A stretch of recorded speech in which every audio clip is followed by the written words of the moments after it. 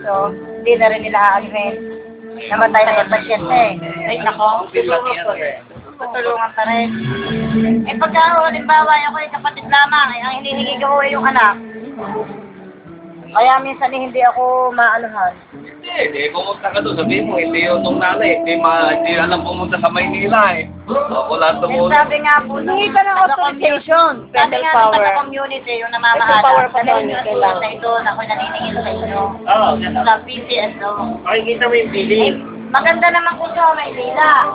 Eh, dyan sa Tanawan eh. Sabi, Maganda dyan yung nakakumpay pa eh. Sigurado. Ay, inabot na nga. Dito lang ba? Kasi kukunin ako. Hirapan ako humingi. Walang kanya sa kanila. Kasi yan, ang vehicular accident hindi kinuha. Bakit ho ang vehicular hindi? Eh kasi kaso yan eh, may tikulihin. Okay. Magkakaalam mo na yan. Saka may mananagot. Ganon, kasi malaman. Ay, kaya. May mananagot.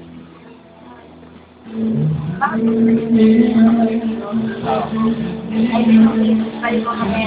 Nakapag-register lang ba kayo? Kung anong gagawin nyo? Meron Diba? contract ng mga Di ba? bata. Kasi ang focus namin ngayon yung mga gusto kasi maraming i-apply sa amin ng college scholars. Kasi wala silang mapaaral. Hindi ang problema namin, wala kaming pera. Pwede mag-fundraising kayo. Kaya meron kaming mga yung mga pledges nila, hindi pa namin Yung mga natin. taga-state, hindi nagpapadala.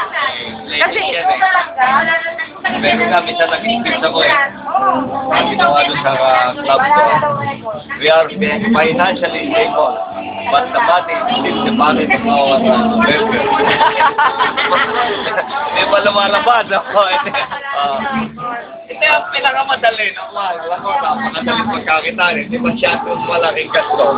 Yung bingo. Pakingiliin na lang ninyo. oo nga, usong-usong bingo sa mall eh. Kaya lang pagkati yung ano. Usong-uso yung bingo sa mall. Oh. Hihingi sa Batangas na. Kasi ang gagawin ninyo, yung mga premyo, yung hindi na ninyo.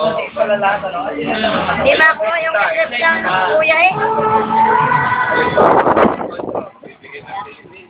Electric pa. Eh, sayang eh, dapat timing nyo before the election. Oo nga no. Ano? Oo nga no, dapat pahingi ngayon. Mga politiko.